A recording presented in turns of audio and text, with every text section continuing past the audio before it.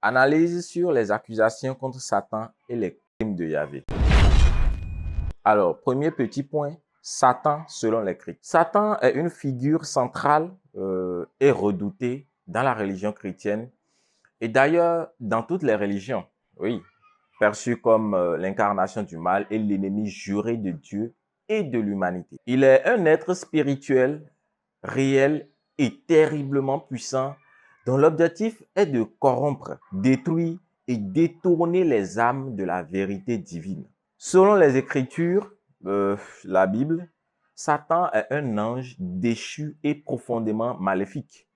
Il agit par ruse, par séduction et par mensonge, car il est décrit dans la Bible comme le père du mensonge et un lion rugissant cherchant qui dévorer. Dès le début, dans le jardin d'Éden, il a trompé Ève, introduisant le péché dans le monde et brisant la relation de Dieu, et brisant la relation parfaite entre Dieu et l'humanité. Depuis, il œuvre sans cesse pour nuire aux enfants de Dieu, semant la confusion, la tentation, la division et la souffrance. Son but ultime est de détourner les âmes de la lumière divine et de les condamner à l'éternité loin de leur Créateur. Cependant, Satan n'opère pas uniquement dans les grandes catastrophes ou les péchés flagrants. Son pouvoir réside aussi dans sa subtilité. Il sait comment manipuler les désirs humains, flatter l'orgueil et exploiter les faiblesses pour éloigner les individus de la volonté de Dieu. Il incite à la haine, à l'injustice, à la convoitise et au rejet des valeurs divines, tout en déguisant ses intentions derrière les apparences attrayantes. En cela, il n'est pas seulement un tentateur, mais un corrupteur cherchant à dénaturer ce que Dieu a créé de bon. Pour les chrétiens, Satan est l'ennemi à combattre en permanence. Il est essentiel de rester vigilant car il sait profiter des moindres opportunités pour s'immiscer dans les cœurs et les esprits. Les chrétiens sont appelés à résister à Satan en restant enracinés dans la foi, en vivant selon la parole de Dieu et en s'appuyant sur la prière.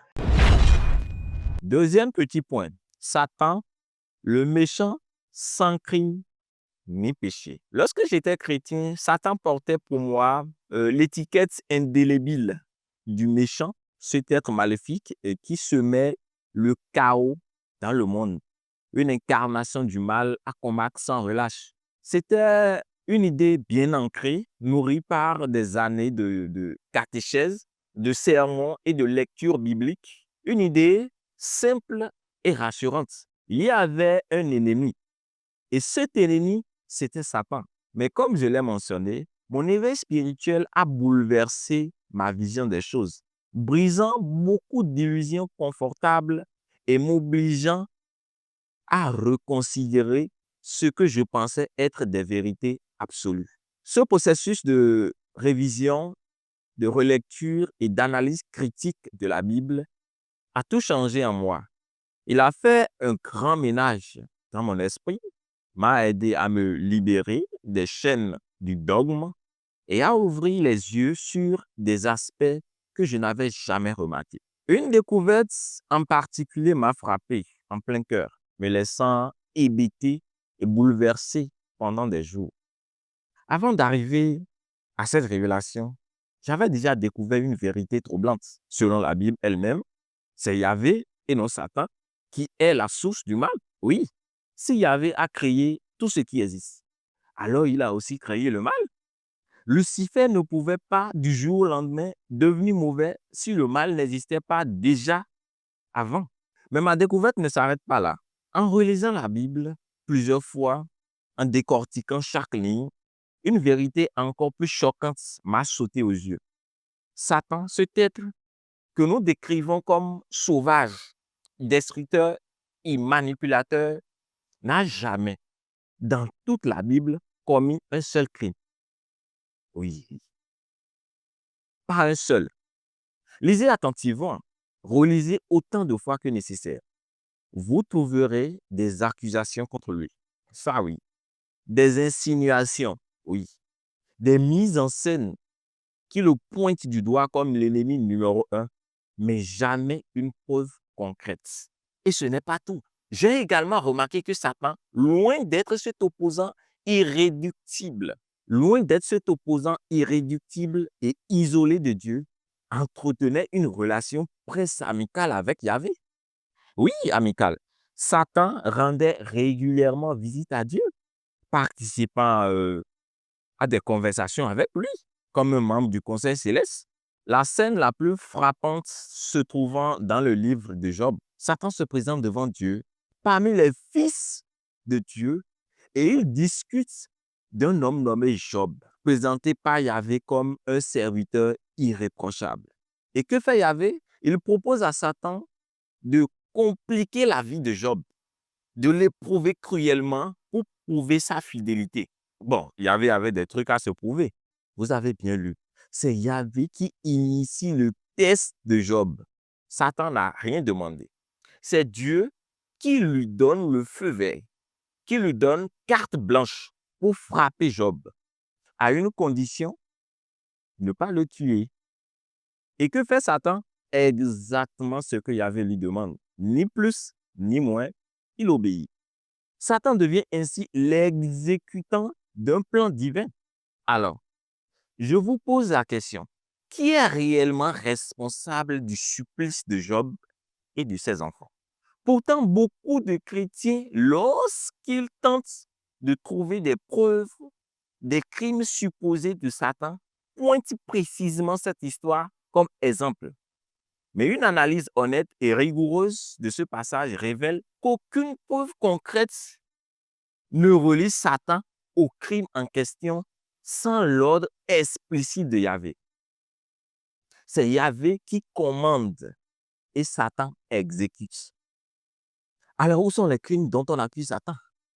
Où sont ces massacres, ces tueries, cette cruauté que l'on associe à sa réputation? Si Satan est le criminel redouté par toute la terre, ne devrait-il pas être facile de citer au moins une cinquantaine de meurtres commis par lui dans la Bible?